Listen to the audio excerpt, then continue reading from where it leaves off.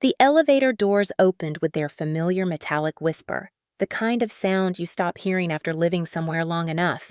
I was balancing my coffee in one hand, laptop bag sliding off my shoulder, already mentally sorting through the morning's emails, when Margaret Dawson stepped out of the shadows near the mailboxes. "Patricia," she said, and something in her voice made me stop.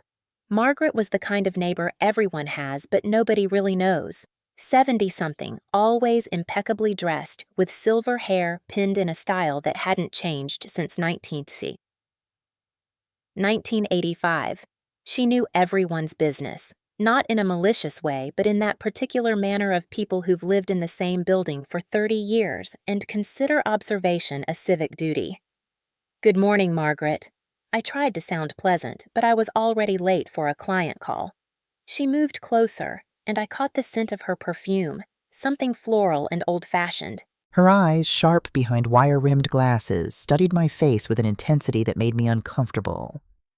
"I need to ask you something," she said, lowering her voice as if the empty hallway might be listening. "It's rather personal, and I hope you won't think I'm overstepping." My stomach tightened. In my experience, nothing good ever followed that particular preamble. "Of course, what's wrong?" "Do you know who comes to your apartment every Tuesday afternoon?" The question hung in the air between us. For a moment, I thought I'd misheard her. "What?" "I've noticed someone entering your place while you're at work. Every Tuesday like clockwork.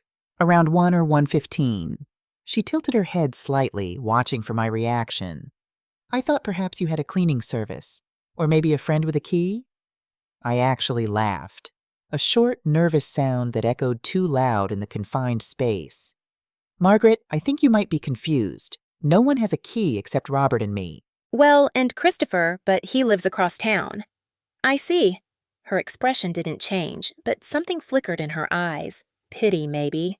Or knowing. Perhaps I am mistaken. These old eyes aren't what they used to be. But she didn't sound uncertain.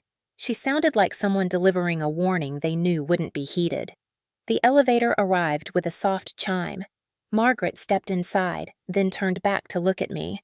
"You might want to check, dear, just to be sure. You can never be too careful." The doors closed, and I was alone in the hallway, my coffee suddenly cold in my hand. All day at work, I couldn't shake the conversation. It played on a loop in the back of my mind while I reviewed marketing proposals, while I sat through a conference call about Q4 projections, while I smiled and nodded at my assistant's birthday cake in the break room. Every Tuesday. It was ridiculous. Margaret was old, probably lonely, definitely bored. She probably mixed up apartments. There were 3 identical doors on every floor, easy enough to confuse from her angle down the hall. But as I drove home that evening, my hands gripped the steering wheel a little tighter than necessary. Our building was one of those modern high-rises that had gone up during the downtown revitalization push. All glass and steel and carefully maintained common areas. The kind of place where young professionals and empty nesters lived side by side, where everyone nodded politely in the elevator, but nobody really talked. I parked in my assigned spot and took the elevator to the 7th floor. Standing in front of apartment 714, I found myself hesitating before putting my key in the lock. This is stupid, I thought. You're letting a paranoid old woman get in your head. Inside, everything looked exactly as I'd left it. The morning's coffee mug was still in the sink. The throw pillows on the couch were arranged just as I'd positioned them. The faint scent of the lavender air freshener I'd placed near the entryway last weekend still lingered. But I set my bag down slowly and walked through the apartment, my footsteps silent on the hardwood floors. In the bedroom, the comforter was smooth, the closet door closed. Robert's side of the dresser looked untouched, his watch still in its case, his wallet and keys in their usual spot. My side. I opened my jewelry drawer. Everything appeared normal. The pearl earrings Robert gave me for our 20th anniversary. My grandmother's brooch. The tangle of costume jewelry I kept meaning to organize. I was about to close it when something made me pause. The drawer was clean. Too clean. I'd been meaning to dust in here for weeks, and the last time I'd checked, there'd been a thin film of dust along the edges. Now it was spotless. My heart started beating faster. I moved to the walk-in closet. My clothes hung in their usual color-coded arrangement, a system I'd maintained for years, the kind of small order that made me feel in control. But something was off. One of my scarves, a blue silk one I hadn't worn in months, was hanging at a slightly different angle. "You're imagining things," I told myself. "Robert probably needed something from the closet. Or you moved it yourself and don't remember." But my hands were shaking as I closed the closet door. In the bathroom, I found it. Or rather, I found the absence of it. My expensive perfume, the Chanel No. 5 that Robert bought me every Christmas, was sitting on the counter instead of in the medicine cabinet where I always kept it. And the bottle was lighter than it should be. Someone had used it. I sat down on the edge of the bathtub, my legs suddenly unsteady. The logical part of my brain was still trying to rationalize. Maybe Robert had moved it. Maybe I had in some distracted morning rush and simply didn't remember. But I did remember. I remembered everything. I'd always been that way. Detail-oriented, organized, the kind of person who noticed when things were out of place. When Robert came home an hour later, I was sitting at the kitchen table with a glass of wine I hadn't touched. "Hey, sweetheart." He kissed the top of my head in that absent way he'd developed over the years, already loosening his tie. "How was your day?" "Fine." I watched him move through the familiar routine. Keys in the bowl by the door, briefcase on the chair, jacket over the back of the couch. "Robert, did you come home during lunch today?" "No, had a working lunch with Morrison." "Why?" James Morrison was his business partner, the quiet, methodical type who balanced out Robert's more aggressive sales approach. They'd been meeting more frequently lately, something about a potential merger Robert was working on. "No reason. Just wondering." He looked at me then, really looked, and frowned. "You okay? You seem tense." "Just work stress." The lie came easily, too easily. "Big presentation next week." "You work too hard." He poured himself a scotch, the ice cubes clinking against the glass. "Maybe you should take a vacation day, relax a little. Or maybe I need to work harder on this," I thought, but I just smiled and nodded. That night I lay awake beside him, listening to his soft snoring, staring at the ceiling fan turning lazy circles in the darkness. The apartment made its usual sounds, the hum of the refrigerator, the distant traffic from the street below, the occasional creak of pipes. But now, every sound felt wrong, like the apartment itself was keeping secrets. Over the next few days, I started paying attention in a way I hadn't before. Really paying attention. On Wednesday, I came home to find one of the kitchen chairs pulled out slightly from the table. I never left chairs like that. A small neurosis left over from my mother's insistence on a tidy home. On Thursday, the bathroom hand towel was damp when I got home, even though I'd showered that morning, and Robert had his own towel he religiously used. On Friday, I found a coffee mug in the dishwasher, our good china, the set we saved for guests. I hadn't used it. Robert only drank from his travel mug. Small things, tiny discrepancies, the kind of details that could be explained away, dismissed, rationalized. But they were piling up. I didn't tell Robert. Some instinct I didn't fully understand kept me silent. Instead, I started doing research. During my lunch breaks, I sat in my office with the door closed, searching online. Hidden home security cameras, motion-activated recording devices, how to catch someone in your house. The results were endless. Hundreds of products designed for people who needed to know what happened when they weren't looking. Nanny cams disguised as alarm clocks. Tiny lenses hidden in pens and picture frames. Systems that sent alerts to your phone the moment they detected movement. I felt slightly ridiculous, like I was starring in some paranoid thriller, but I couldn't stop. By Monday, I'd made my decision. I ordered a discreet system from a company that promised commercial-grade security for residential peace of mind. 2-day shipping, motion-activated, cloud storage, the works. The box arrived Tuesday morning. Ironic timing I didn't fully appreciate until later. I called in sick to work, something I rarely did, and spent the morning setting up the cameras. The first one went in the entryway, angled to capture anyone coming through the front door. I mounted it behind a decorative vase on the console table, the lens barely visible if you didn't know to look for it. The second went in the bedroom, hidden on top of the bookshelf that faced the doorway. From there, it could see the bed, the closets, the dresser, all the places someone might go if they were doing what? I still didn't know what I was looking for. Or maybe I did, and I wasn't ready to name it yet. The third camera I placed in the living room, tucked behind a family photo of Christopher's college graduation. Robert and I flanked our son in that picture, all of us smiling like we believed the future was unshakable. My hands trembled as I synced them to my phone. The app was straightforward: live feed, recorded footage, motion alerts. I set the sensitivity to high. I was finishing the last camera when I heard keys in the lock. My heart lurched into my throat.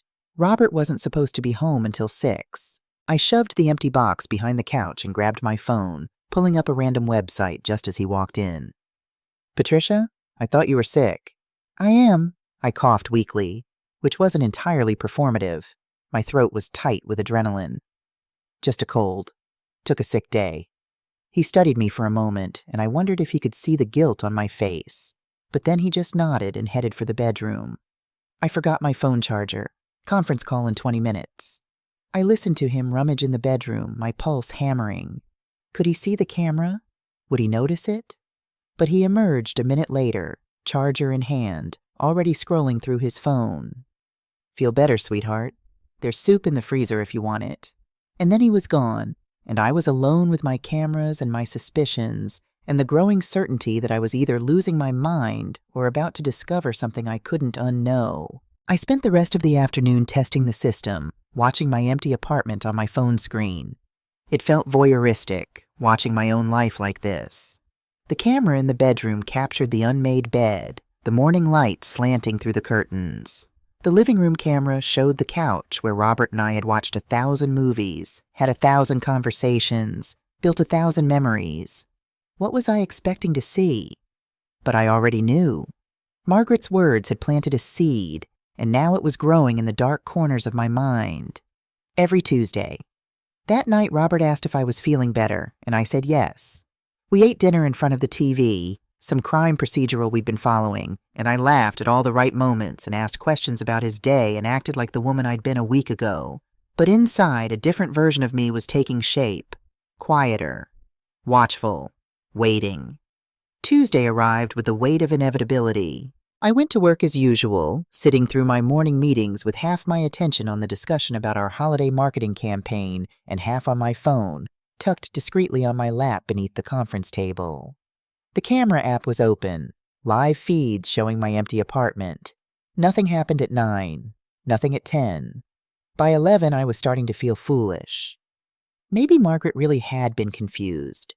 Maybe I'd been imagining the small discrepancies, turning nothing into something because I was stressed or paranoid or going through some kind of early midlife crisis. At noon, I forced myself to close the app and focus on work. I had a presentation to give to a potential client, and I needed to be sharp, professional, convincing. I was good at my job. I'd built a career on reading people, understanding what they wanted, showing them how our company could deliver. 23 years at the same firm, working my way from junior associate to senior marketing consultant. I was respected, valued, compensated well. But as I stood in front of the client, clicking through slides and making my pitch, I felt like an actress reading lines in a play I no longer understood. The presentation ended at 1:10. I shook hands, smiled, promised to send over the proposal by end of day. Then I locked myself in my office, closed the blinds, and opened the camera app. For a moment, the screens showed nothing but my empty apartment, exactly as I'd left it. Then, at 1:13 p.m., a notification flashed across my screen. Motion detected. Front door. My finger hovered over the alert. This was it, the moment where I would either confirm my paranoia or discover I'd been right. I tapped the notification. The live feed from the entryway camera filled my screen. The front door was opening. A woman stepped inside. For a long moment, I couldn't process what I was seeing. My brain simply refused to accept the information my eyes were providing. It was Hannah, my daughter-in-law, Christopher's wife of 2 years. The young woman I'd welcomed into our family with genuine warmth, had hosted bridal showers for, had helped pick out wedding invitations with. She was in my apartment. She didn't sneak or hesitate. She walked in with the casual confidence of someone who belonged there, someone who had every right to be there. Her blonde hair was pulled back in a ponytail, and she wore jeans and a soft pink sweater, the same outfit she'd worn last time we met for lunch. In her hand was a key. My key. The spare I'd given her when she and Christopher got married so she could help with emergencies or drop things off for Christopher if needed. I watched, paralyzed, as she closed the door behind her and moved deeper into the apartment. She glanced around, not furtively but with a kind of satisfied assessment, like someone surveying their own space. Then she walked directly toward the bedroom. My hands were shaking so badly I almost dropped my phone. I switched to the bedroom camera feed. Hannah entered the frame. She went straight to the closet. Not my side, I noticed, with a strange, detached clarity. Robert's side. She opened his closet door, rifled through his jackets for a moment, then reached into the pocket of his gray blazer. She pulled out something small, I couldn't quite see what, and tucked it into her own pocket. Then she turned to the nightstand on Robert's side of the bed. She opened the drawer, removing something I couldn't quite make out from the camera angle. Next, she did something that made my blood run cold. She walked to my dresser, opened my jewelry drawer, and retrieved the bottle of Chanel No. 5 I kept there. She sprayed it once, twice into the air around her, then on her wrists. She inhaled deeply, a small smile playing at her lips. She returned the perfume, not to the drawer, but to the bathroom counter. Then she stood in front of our full-length mirror, examining her reflection. She adjusted her hair, smoothed her sweater, turned slightly to see herself from different angles. And she smiled. Not a guilty smile, not a nervous smile, a satisfied, almost intimate smile. The kind of smile you'd give yourself when you were exactly where you wanted to be. She pulled out her phone and took a selfie. In my bedroom, in front of my mirror. I watched the timestamp, 1:17 p.m. She'd been in the apartment for exactly 4 minutes. At 1:19 she left, locking the door carefully behind her. I sat in my office, staring at the now empty screen, my heart hammering so hard I thought it might break through my ribs. Then I lunged for my trash can and vomited. When I could breathe again, when my hands had stopped shaking enough to hold my phone steady, I did the only thing I could think of. I watched the video again, and again, and again. 7 times I watched Hannah walk into my home, touch my things, wear my perfume, smile at herself in my mirror. 7 times I cataloged every detail, looking for some explanation that would make this make sense. But there was no explanation that didn't lead to the same conclusion. The conclusion I still wasn't ready to name. On the 4th viewing, I noticed something I'd missed before. Hannah was wearing a necklace, a delicate gold chain with a small diamond pendant. I'd never seen her wear it before. It was expensive, the kind of thing Christopher couldn't afford on his architect's salary, not with their student loans and their modest apartment. The kind of thing someone else might have bought her. I grabbed my laptop and pulled up Facebook, searching for Hannah's profile. I scrolled back through her photos, looking for the necklace. There, 3 months ago. A selfie captioned, "Feeling blessed," with Hannah touching the necklace and smiling at the camera. 3 months ago. April. I scrolled further back. Wedding photos from 2 years ago. Hannah in her white dress. Christopher looking at her like she hung the moon. Family photos from holidays. The barbecue at our place last summer where Robert manned the grill and Hannah had helped me in the kitchen, laughing about something I couldn't even remember now. Had it been going on even then? I switched back to the security footage, downloaded it to 3 separate locations: my computer, a flash drive, and a cloud storage account I set up under a fake name. Then I downloaded the app's full history. The logs showed motion alerts going back a week, as far as the free trial would record. Every single Tuesday. 1:13 p.m., 1:15 p.m., 1:12 p.m., always around the same time. Always Hannah. My office phone rang, making me jump. My assistant's voice came through. "Patricia, your 2 o'clock is here." I looked at my reflection in my dark computer screen. My face was pale, my eyes red. I looked exactly like someone whose world had just shattered. Tell them I had to leave early. Family emergency. My voice sounded hollow, mechanical. Reschedule for next week. Is everything okay? Yes, I lied. Everything's fine. I gathered my things with numb automatic movements. Keys, phone, laptop, the flash drive tucked safely in my pocket. Evidence. I was collecting evidence, though I still didn't know exactly what I was gathering it for. The drive home passed in a blur. I don't remember making the turns, stopping at the lights, parking in my assigned spot. I just suddenly found myself standing in the hallway outside apartment 714, staring at the door that Hannah had walked through 4 hours ago. I unlocked it slowly, half expecting to find something different. But everything looked exactly as the cameras had shown. Normal. Untouched. Except it wasn't untouched. She had been here. In my space. In my bedroom. In my life. I went straight to Robert's closet. The gray blazer hung exactly where it always did. I checked the pockets. Empty. Whatever Hannah had taken was gone.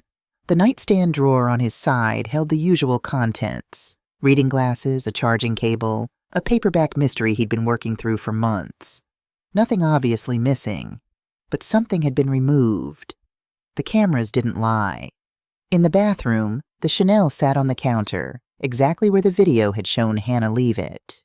I picked it up, my hands trembling. It was lighter than it should be. She'd used enough to notice. I unscrewed the cap and inhaled. The familiar scent hit me, but now it was contaminated. Ruined. I'd never be able to smell it again without seeing Hannah's smile, without remembering this moment.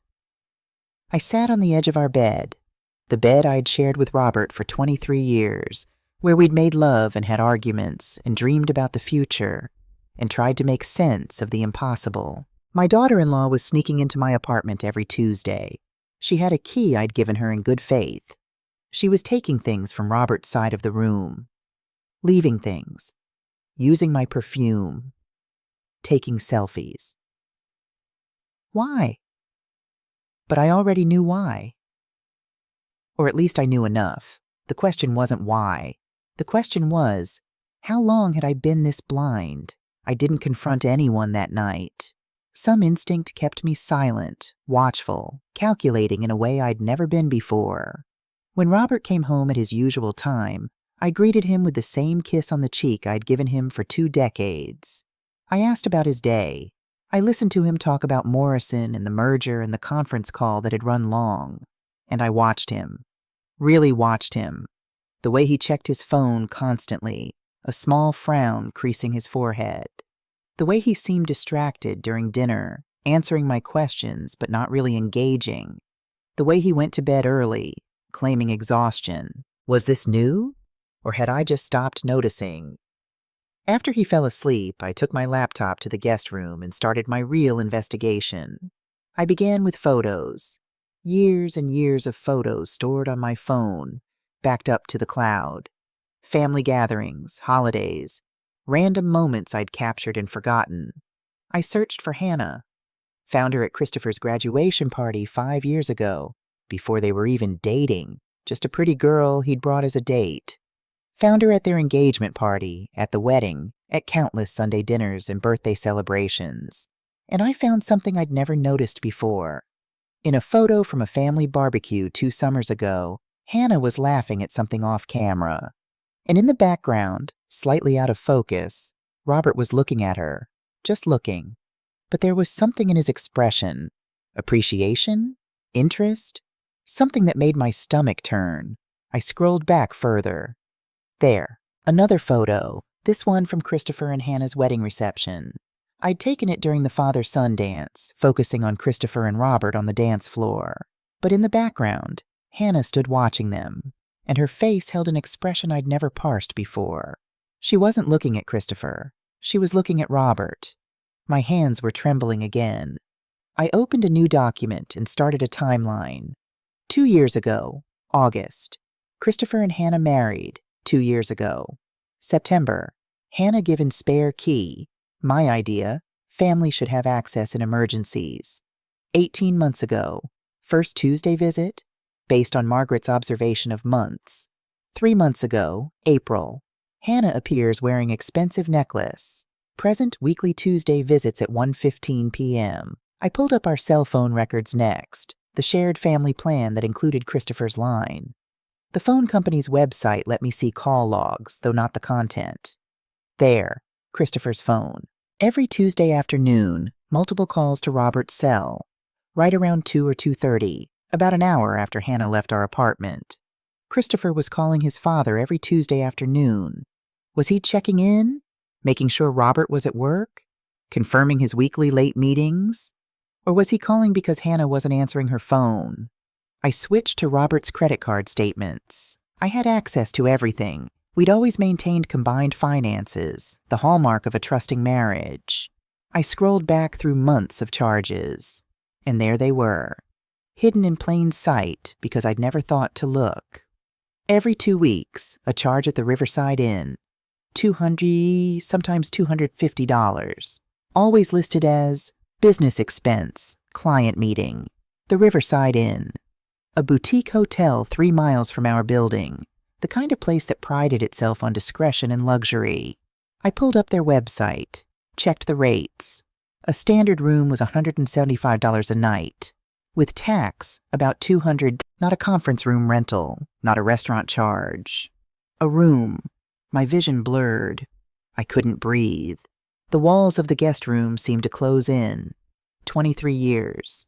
We'd been married for 23 years. We'd built a life together, raised a son, created a home. And he was taking my son's wife to a hotel. The thought was so enormous, so impossible that my mind simply couldn't hold it. It kept sliding away, my brain refusing to accept what my eyes were seeing. I closed the laptop carefully, my movements mechanical. Then I went to the bathroom and vomited again, heaving until there was nothing left. When I could stand, I washed my face with cold water and looked at myself in the mirror. The woman looking back was a stranger. Her eyes were red and hollow. Her face was pale, drawn. She looked like someone who'd just received a terminal diagnosis. In a way, I had. I went back to the guest room, but I couldn't open the laptop again. Not yet. Instead, I lay on this bed and stared at the ceiling, my mind racing through memories, recontextualizing everything I thought I knew. The way Robert had encouraged me to give Hannah a key. She's family now, Em, and she's so helpful. The way he'd suggested Christopher and Hannah come to Sunday dinners less often. They're newlyweds. They need their space. The way he'd started working late every Tuesday. Morrison and I have standing meetings with potential investors. You know how it is. I knew how it was. I just hadn't known it was this. Somewhere around 3 a.m., I finally fell into an exhausted sleep. I dreamed of elevators that wouldn't stop at my floor, of doors that opened onto empty rooms, of mirrors that showed strangers' faces instead of my own. When I woke at dawn, Robert was already up, showering, getting ready for work. The sound of running water was so normal, so routine, that for a moment I could almost pretend yesterday hadn't happened. But it had. And now I knew. The question was, what was I going to do about it? Didn't explode. I planned. Wednesday morning, I woke with a strange clarity. The shock had given way to something colder, more calculating. I'd spent the night cataloging evidence, and by dawn, I knew exactly what I needed to do. Robert was already in the shower when I got up. I made coffee with steady hands, performed the morning routine with mechanical precision.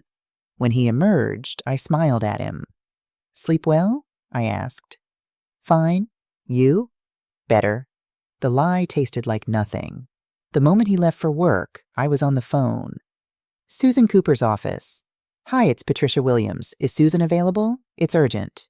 Susan and I had known each other for 15 years from a book club that had long since dissolved. She'd gone into family law with a reputation for being both compassionate and ruthless. "Patricia, hi. What's going on?" I chose my words carefully. "I need legal advice. Someone has been entering my home without my knowledge, using a key I gave them for legitimate purposes. Do you have proof?" "Video evidence. Multiple instances. Timestamps. Everything. There was a pause. Patricia, when you say someone, I'd rather not discuss it over the phone. Can we meet? Lunch, 1 o'clock. The bistro near my office. Susan was already there when I arrived, her auburn hair pulled back, reading glasses perched on her nose. She looked up when I approached, and I saw her expression shift at whatever she saw in my face. You look terrible, she said bluntly. I feel worse. We ordered salads neither of us would finish, and I laid it out. Not everything. Not yet. Someone entering without permission, using access I'd granted in good faith.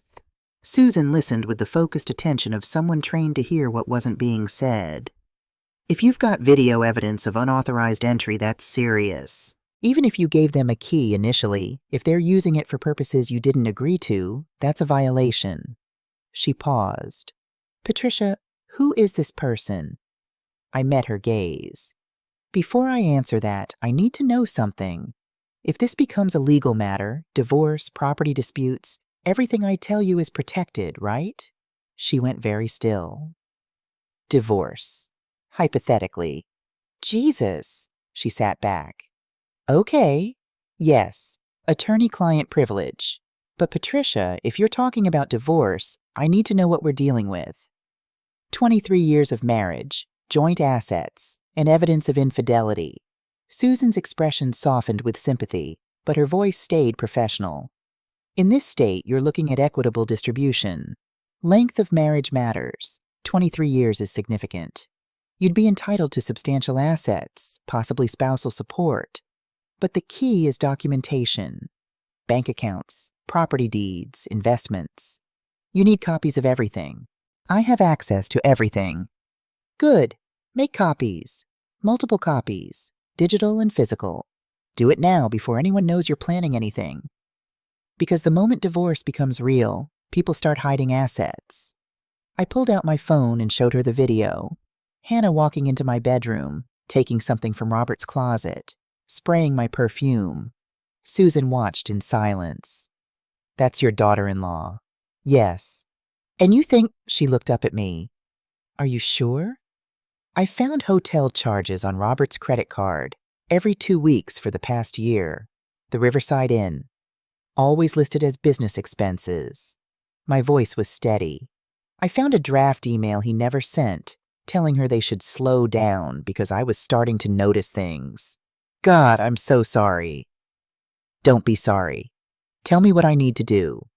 First, separate your finances. Immediately.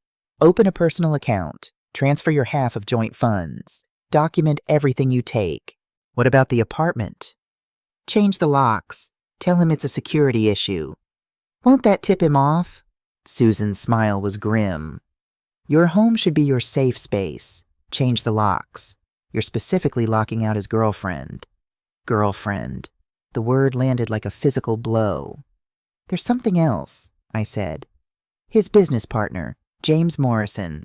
He knew about the affair. He's been covering for Robert. Can you prove it? Not yet, but I think I can get him to talk. We talked for another hour, Susan making notes. By the time we finished, I had a roadmap. One more thing, Susan said. I know you want answers and closure, but Patricia, it won't make sense. There's no explanation that will satisfy you.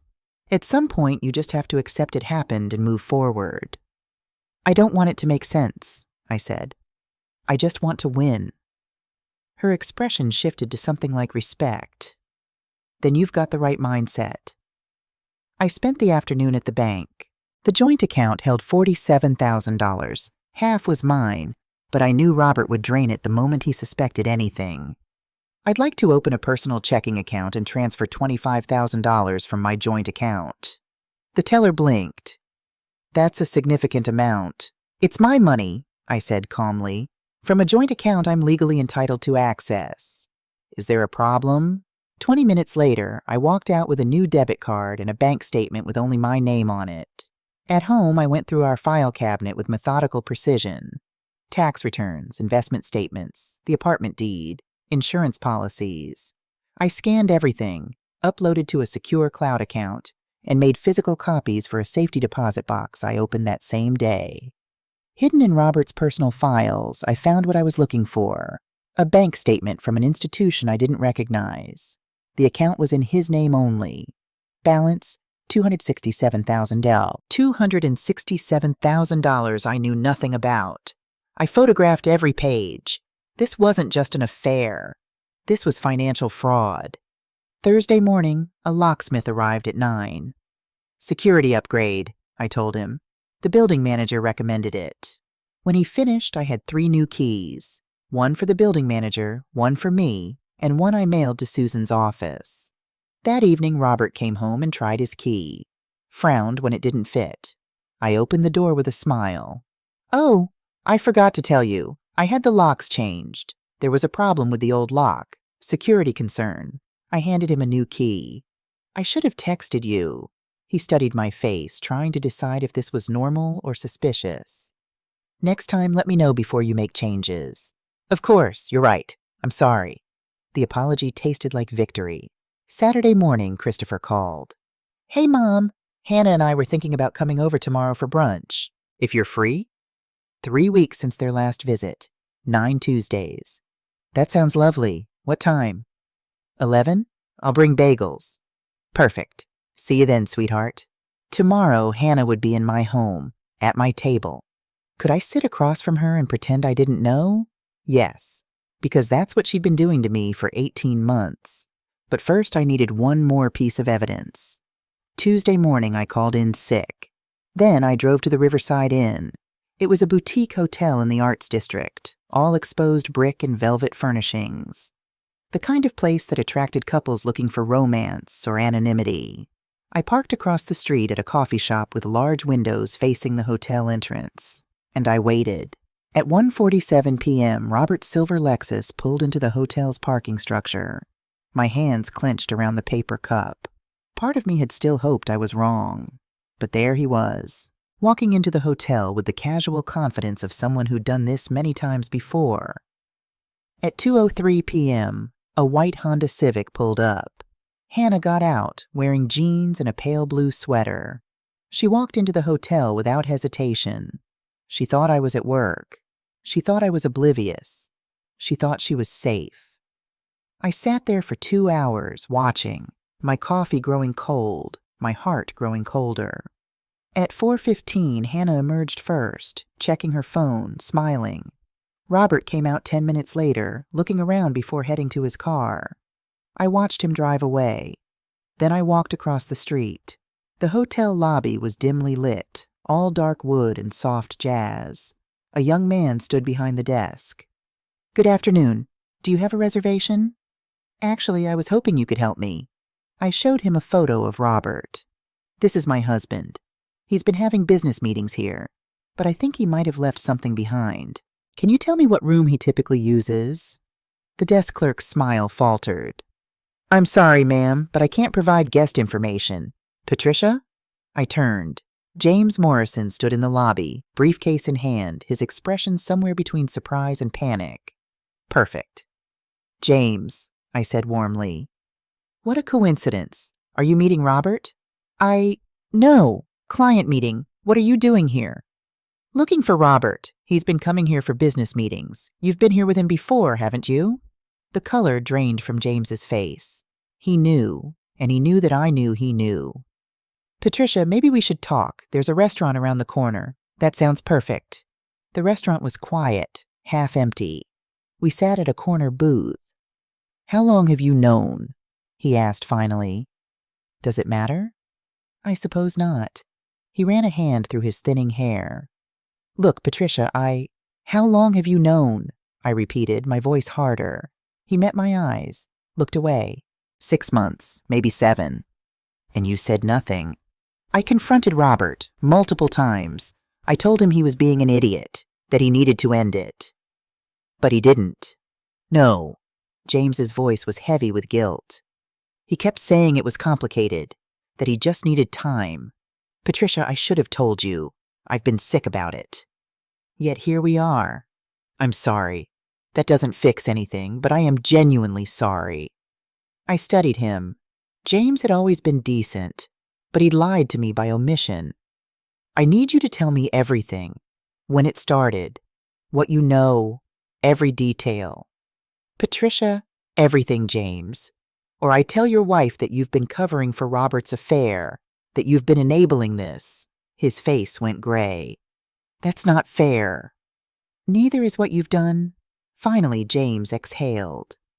It started before Christopher and Hannah were even engaged.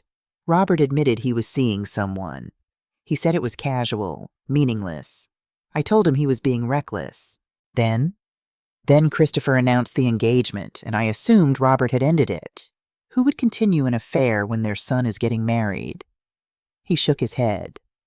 I didn't find out it was Hannah until after the wedding. I was here at the hotel for an actual business meeting, and I saw them. Together. What did you do? I confronted him, threatened to tell you if he didn't end it. He swore he would. Said it was just a mistake. James laughed bitterly. Obviously, he lied. I leaned forward. I need you to write down everything you just told me. Dates, conversations, what you saw, everything. Patricia, you owe me this. Write it down, sign it, send it to my lawyer. And maybe I won't make sure everyone knows what you've been doing. He stared at me, then slowly nodded. There's something else, he said quietly. Robert's been moving money, setting up accounts I don't have access to. The merger we've been working on? If it goes through, Robert stands to make about $400,000. I think he's planning to take the money and start over, somewhere else, with Hannah. Can you document that? I can try, but Patricia, if you're planning to divorce him, you should move fast, before the merger finalizes, because once he has that money, he'll disappear. James nodded grimly. I stood up. Send me everything by Friday. And James, if you warn Robert that I know, I will make sure you lose everything. Your partnership, your reputation, all of it. Understand? I understand. Sunday morning arrived bright and cold. I woke at 6, couldn't go back to sleep. By 8, I'd cleaned the apartment, set the table, arranged fresh flowers in a vase. Everything had to look perfect, normal, like the home of a woman who didn't know her life was built on lies. Robert emerged from the bedroom at 9, surprised to see me up. You're in a good mood, he observed. Christopher's coming. I haven't seen him in weeks. I smiled. I miss him. Something flickered across Robert's face. Guilt? Fear? But then it was gone. At 10:45, my phone buzzed.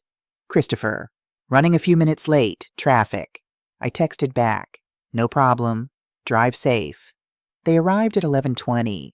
I heard their voices in the hallway, Christopher's laugh, Hannah saying something I couldn't make out. Then the knock. I opened the door with a bright smile. There you are? Christopher hugged me, lifting me slightly off the ground like he always did. Hey, Mom. Sorry we're late. Don't be silly. Come in, come in. Hannah followed, carrying a bakery box. She wore a cream-colored sweater and jeans, her hair in a loose braid. She looked young, innocent, beautiful. She looked like someone who hadn't been in my bedroom 3 days ago. Patricia, hi. She kissed my cheek, smelling of expensive perfume. I brought croissants from that bakery you like. How thoughtful. I took the box, our fingers brushing. You look lovely. Is that a new sweater? This old thing? She smiled. I've had it forever. Liar. I'd seen it in her Instagram post from last week. A gift from someone, the caption had said, with a heart emoji. From Robert, probably. We moved to the dining room. Robert was already there, pouring orange juice. He greeted Christopher with a handshake, Hannah with a brief hug that looked awkward. Or maybe I was the only one who saw the awkwardness now. We settled around the table, the same table where we'd had 100 family meals. Christopher sat across from me, Hannah beside him, Robert at the head of the table like always. So, I said, passing the bagels, what's new with you two? Christopher launched into a story about a project at work, some architectural competition he was entering. I listened, asked questions, laughed at the right moments. Hannah was quieter than usual. She kept glancing at Robert, who was focused intently on his food. Hannah, I said, pouring coffee, how's the university? Are you teaching this semester? Just one class, Tuesday afternoons. She met my eyes without flinching. It's a good schedule. Gives me time for research. Tuesday afternoons. She said it so casually. That's wonderful. What do you do with the rest of your Tuesdays? The slightest hesitation. Oh, errands, grocery shopping, boring stuff. I smiled. I know exactly what you mean. I have such a boring Tuesday routine myself. Robert's fork clattered against his plate. Patricia, can you pass the cream cheese?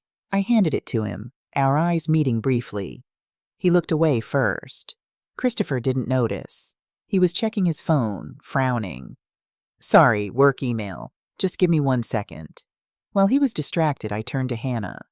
I love your necklace. Is it new? Her hand flew to the gold pendant at her throat. Oh, no, I've had it a while. 3 months? I asked pleasantly. I don't remember seeing it before that.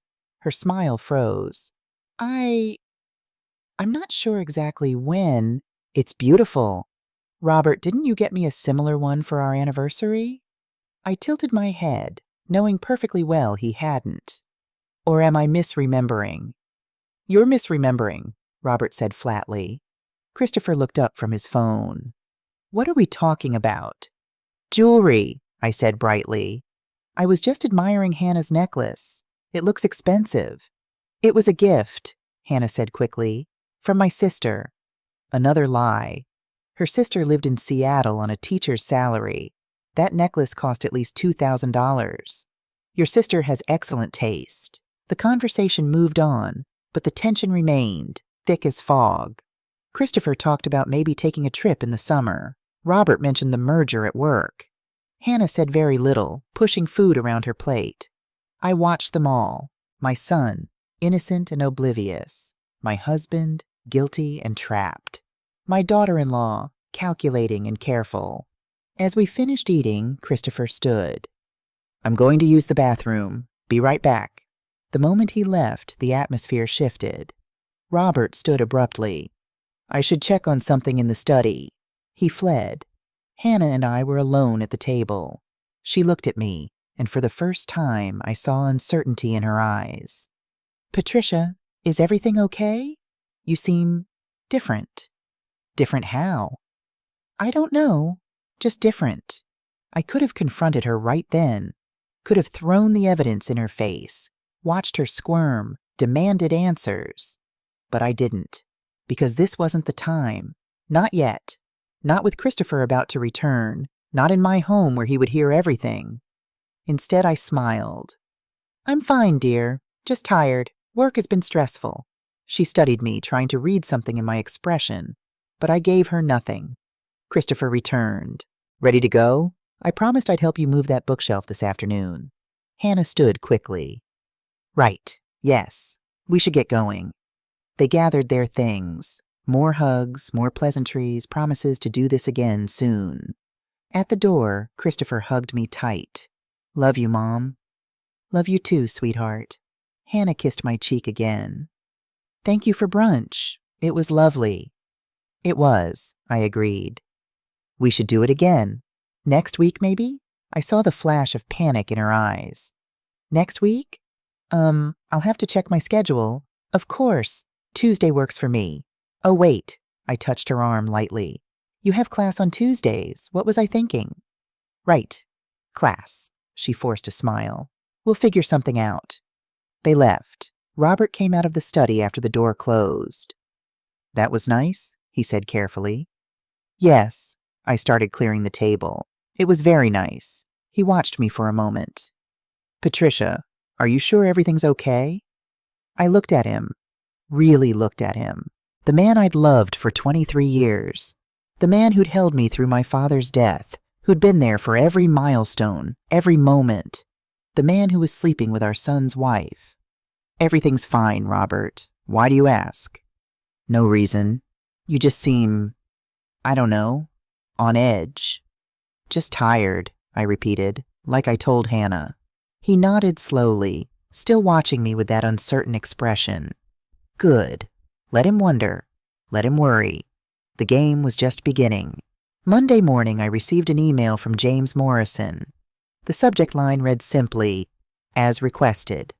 I opened it in my office with the door locked, my hand steady despite my racing heart. The attachment was a 4-page document, single-spaced, detailing everything. Dates, conversations, the day he'd seen Robert and Hannah together at the Riverside Inn, his confrontations with Robert, the lies Robert had told him, the excuses James had made to me, to Christopher, to clients. At the bottom, his signature and date. It was damning. Perfect. I forwarded it to Susan, then saved 3 copies in different secure locations. That afternoon, Susan called. "I got Morrison's statement. Patricia, this is solid. Combined with your videos and the financial records, you have an airtight case. What about the money Robert's been hiding?" "I'm working with a forensic accountant. We're tracing the offshore account. If he's been siphoning money from the business or your joint accounts, we'll find it." She paused. "There's something else. I recommend hiring a private investigator to document everything. The hotel visits, any other meetings, build a complete timeline." "Will that hold up in court?" "Absolutely. And Patricia, I think you should consider telling Christopher. Soon, before this goes public." My stomach twisted. "I know. The longer you wait, the harder it will be.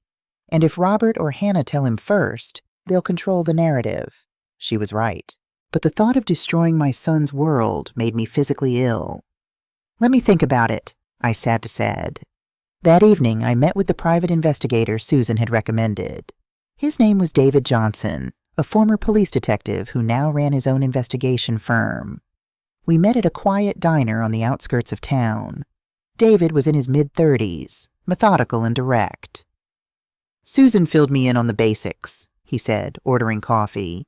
"Your husband is having an affair with your daughter-in-law. You have video evidence of her entering your home. You want a complete picture." "Yes. I need to know everything. How long this has really been going on, if there are others, where the money is going. Everything. I'll need photos of both of them, their schedules, vehicle information, phone numbers if you have them." I handed him a folder I'd prepared. "Everything's in here." He flipped through it, nodding. "This is good. Very thorough. You've done half my job already. How long will it take?" 2 weeks, maybe 3. I'll surveil them, check their digital footprints, run financial background checks. If there are secrets, I'll find them." He looked up. "Fair warning, sometimes people don't like what I uncover. Are you sure you want to know everything?" "I'm sure." "All right then, I'll be in touch." The next 2 weeks passed in a strange limbo. I went to work, came home, maintained the facade of normalcy with Robert. He grew increasingly nervous, watching me with barely concealed suspicion. "Are you feeling okay?" he asked one evening. "You've been so quiet lately." "Just busy at work," I replied. "The holiday campaign is consuming all my energy." "Maybe we should take a trip. Get away for a weekend. Just the 2 of us." The suggestion was so absurd I almost laughed. "That sounds nice. Let's plan something after the new year." After the divorce, I thought. Hannah stopped texting me. No more friendly messages, no more invitations to lunch. She knew something had shifted, even if she didn't know what. Christopher called twice, his voice worried. "Mom, is everything okay? Hannah said brunch was weird." "Everything's fine, sweetheart. I was just tired that day." "Are you sure? You'd tell me if something was wrong, right?" The lie stuck in my throat. "Of course I would." On a gray Tuesday afternoon, exactly 2 weeks after I'd hired him, David called. "We need to meet. I have your report." An hour later, I sat in his office while he laid out folder after folder of evidence. "Your husband and your daughter-in-law have been having an affair for approximately 18 months, he began. "It started shortly after their engagement. The first documented instance I found was at a hotel in the next county, 3 months before the wedding." My breath caught. Before the wedding, while Christopher was planning his future with this woman. David continued, his voice professionally neutral. "They meet twice a week on average. Tuesdays at your apartment and usually Thursdays at the Riverside Inn. I have photos from the past 2 weeks documenting both." He slid photos across the desk. Robert and Hannah entering the hotel together. sitting close at a restaurant, her hand on his arm. There's more. Your daughter-in-law has a history. At her previous university, she was dismissed, not relocated as her resume claims.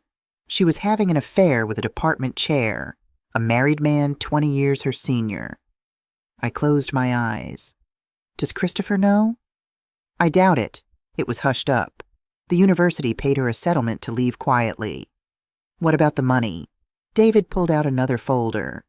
Your husband has 3 accounts you don't know about. The offshore account you found, plus 2 domestic ones. Total balance, approximately $340,000. The forensic accountant traced deposits. He's been skimming from the business for 2 years. Can we prove it? Yes. He's been falsifying expense reports, routing client payments through personal accounts before reporting them to the partnership. When Morrison finds out, your husband will likely face criminal charges. I felt nothing. The shock had burned itself out long ago, leaving only cold determination. There's one more thing. David's expression shifted slightly. Your daughter-in-law is not pregnant, despite what she may have told your son recently. My head snapped up. What? 2 weeks ago, she told Christopher she might be pregnant. Used it to manipulate him after he started pulling away. I have text messages. But according to medical records we obtained legally through subpoena for the case, she had a tubal ligation at age 23. She cannot get pregnant. The cruelty of it took my breath away. She'd lied to my son about a pregnancy, used his hope, his love as a weapon. Does Christopher know? Not yet, but he should. Soon. I took the folders, the photos, the evidence of 18 months of systematic betrayal. Thank you, David. Send your final invoice to Susan. Patricia. He stopped me at the door. I've been doing this work for 15 years. I've seen a lot of ugly divorces, a lot of betrayals. But this, he shook his head. What they've done to you and your son is particularly cruel. I hope you destroy them. I intend to. That night I sat in the guest room and opened every folder, read every document, studied every photo. The evidence painted a picture of calculated deception, not a moment of weakness, but a sustained conspiracy. Robert hadn't just betrayed me. He'd betrayed our son, stolen from his business, and planned to abandon everything for a woman half his age who had a history of destroying families. At midnight, I made my decision. I called Christopher. Mom, it's late. Is everything okay? No, sweetheart. Everything is not okay. I need you to come over tomorrow evening. It's important. What's wrong? Are you sick? I'm not sick, but we need to talk. You, me, and your father. There was a long pause. This sounds serious. It is. Can you come at 7? Yeah, of course. Should I bring Hannah? No, I said firmly. Just you. Tuesday evening, Christopher arrived at 6:55, his face creased with worry. Mom, you're scaring me. What's going on? Your father will be home any minute. Let's wait for him. Robert walked in at 7:10, stopping short when he saw Christopher. What's this? What's happening? Sit down, I said, both of you. They sat on the couch, my husband and my son side by side. I remained standing, the folders on the coffee table in front of me. Christopher, I began, my voice steady, what I'm about to tell you is going to hurt, but you need to hear it. And you need to hear it from me. Mom, you're really freaking me out. Your father is having an affair. The words came out clear, final. With Hannah, the silence was absolute. Christopher stared at me, then at Robert, then back at me. What? No, that's insane. Mom, are you... I have proof. I opened the first folder. Video of Hannah entering our apartment every Tuesday while I'm at work, for 18 months. I played the video on my laptop. Christopher watched his wife walk into our home, go into our bedroom, touch Robert's clothes. His face went white. This can't be. There has to be an explanation. There is. I opened the second folder. Hotel receipts. Every Thursday for a year. Photos of them together. I laid out the photos. Robert and Hannah at the Riverside Inn. At restaurants. In his car. Christopher's hands were shaking. Dad? Robert said nothing. His face was gray, his eyes on the floor. "Dad!" Christopher's voice cracked. "Say something! Tell me this isn't real!" Robert's voice was barely a whisper. "I'm sorry." The sound Christopher made was inhuman, a wounded animal noise that came from somewhere deep inside. "How long?" he whispered. I answered because Robert couldn't seem to speak. 18 months. It started before your wedding." Christopher stood abruptly, stumbling backward. Before our wedding? While I was... He couldn't finish the sentence. He looked at his father with an expression of such complete betrayal that even I felt it. "Christopher, please." Robert finally found his voice. "It wasn't supposed to happen. It was a mistake." "A mistake?" Christopher roared. "A mistake is forgetting an anniversary. This is you slept with my wife." "I know. God, I know. I tried to stop. You tried?" Christopher laughed, a horrible sound. "For 18 months you tried? Through my wedding? Through holidays? Through every Sunday dinner where you sat across from me and lied?" He turned to me. "How long have you known?" 3 weeks? 3 weeks." He processed this. "Why didn't you tell me immediately?" "I needed proof. I needed to be sure. And I needed to protect you." "Protect me?" His voice broke. "Mom, I'm married to her. I've been sleeping next to her every night while they..." He couldn't continue. He sank into a chair, his head in his hands. I knelt beside him. "There's more, sweetheart, and you need to hear it all." I told him about Hannah's history, the affair at her previous university, the married professor, the settlement. I told him about the pregnancy lie, about the tubal ligation, about her using his hope as manipulation. With each revelation, Christopher seemed to fold in on himself, growing smaller, more broken. Finally, I told him about the money, about Robert's hidden accounts, about the plan to leave, to take the merger money and disappear. "You were going to leave?" Christopher looked at his father. "Leave Mom? Leave me? For her?" Robert's face was wet with tears. "I don't know. I don't know what I was thinking. I wasn't thinking. You weren't thinking?" Christopher stood again, his voice dangerously quiet. "You weren't thinking when you stole from your business? When you lied to everyone? When you destroyed our family?" "Son, please, don't call me that." Christopher's voice was ice. "You don't get to call me that anymore." He turned to me. "I need to go." "Christopher, I need to go, Mom. I can't be here right now." He walked to the door, stopped, turned back to Robert. "I hope she was worth it," he said quietly. "I hope 18 months with her was worth losing everything." Then he was gone, the door closing behind him with a soft click that sounded like a gunshot in the silent apartment. Robert and I sat in that silence for a long time. Then he spoke, his voice hoarse. "You've destroyed everything." I looked at him, really looked at him. This man I'd loved for 23 years, this stranger wearing his face. "I destroyed everything?" I said softly. "I didn't sleep with our son's wife. I didn't steal money.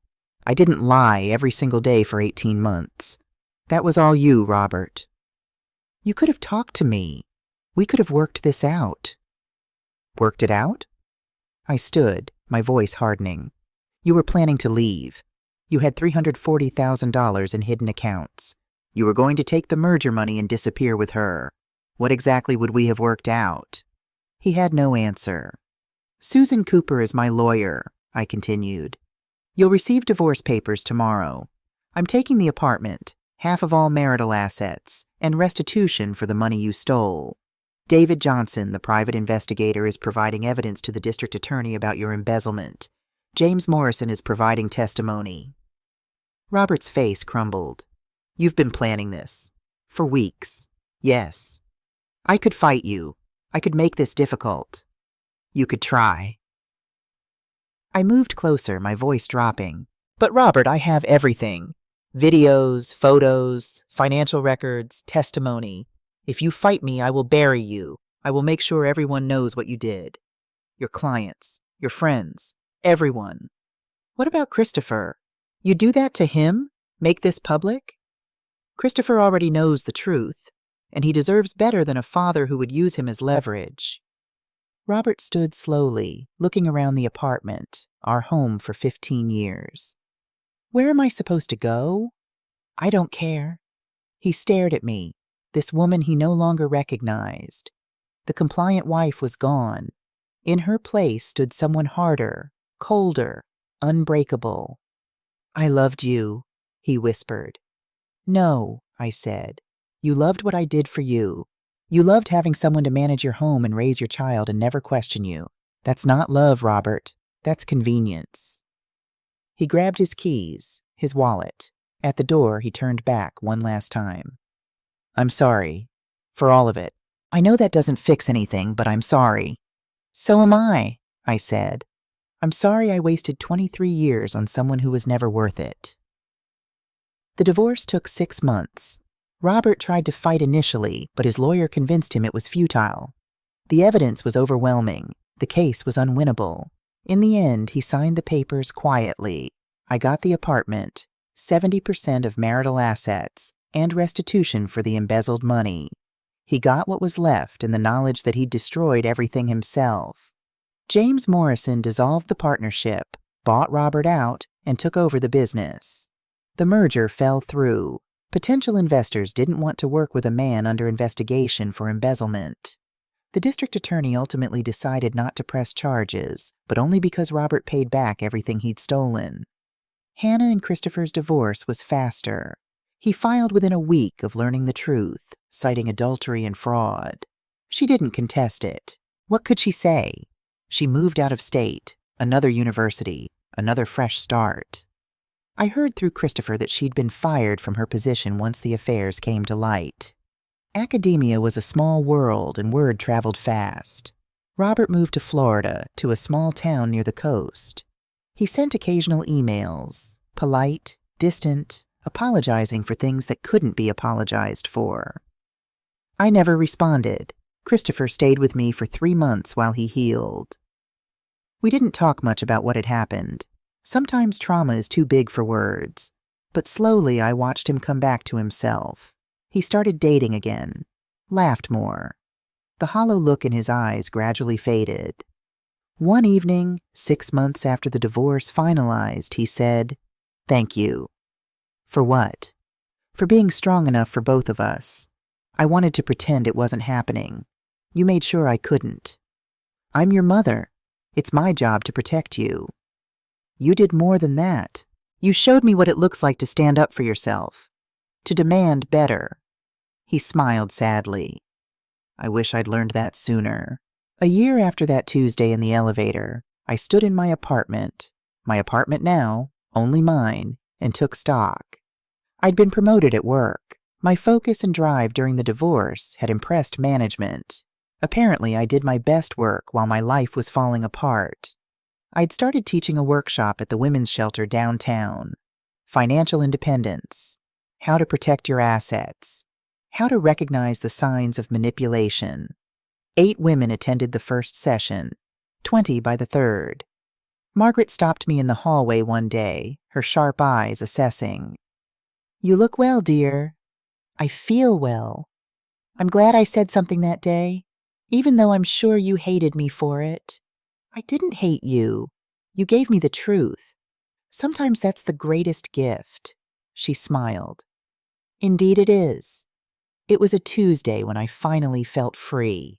I made coffee at 1:00 p.m., a conscious choice now, reclaiming the hour that had once meant betrayal. I stood by the window watching the city below. My phone rang. Christopher. Hey, Mom, are you free for dinner Sunday? Always. Good, I'm bringing someone. Just don't make a big deal out of it, okay? I smiled. I promise. After we hung up, I sat down at my laptop. I'd been writing something for weeks, a guide for women going through what I'd survived. Gaslighting and financial abuse, a survivor's handbook. I opened the document and read the last line I'd written. Trust yourself, especially when they tell you not to. Then I added, and remember, you are not crazy. You are not paranoid. You are not imagining things. If something feels wrong, investigate, document. Protect yourself. Because the people who tell you to ignore your instincts are usually the ones who benefit from you staying blind. I saved the document and closed my laptop. Outside my window, the city moved on. People lived their lives, had their dramas, survived their betrayals. I was one of them now. A survivor, not a victim. The Tuesday visitor was gone. The locks were changed. The apartment was mine, and I was free. 2 years later, I received an email from an address I didn't recognize. Patricia, I don't expect you to read this, but I needed to write it. You were right about everything. I threw away my family, my integrity, my self-respect for something that was never real. Hannah left me 8 months ago, moved in with someone else she'd been seeing. Turns out I wasn't the only one she was lying to. I'm alone now. I deserve to be. I know you'll never forgive me. I don't forgive myself. But I wanted you to know that you were the strongest person I ever knew. I just wish I'd realized it before I lost you. Robert. I read it twice, then I deleted it. Some apologies come too late. I closed my laptop and looked around my living room. Christopher was coming for dinner with his girlfriend, Emma, a kind, genuine woman who worked in education. They'd been dating for a year, taking things slow, building something real. The apartment smelled of roasted chicken and fresh bread. Music played softly. The evening light slanted through the windows, painting everything gold. This was my life now, built on truth, not lies, on strength, not compliance. I'd lost a marriage, but I'd found myself, and that I'd learned was worth everything.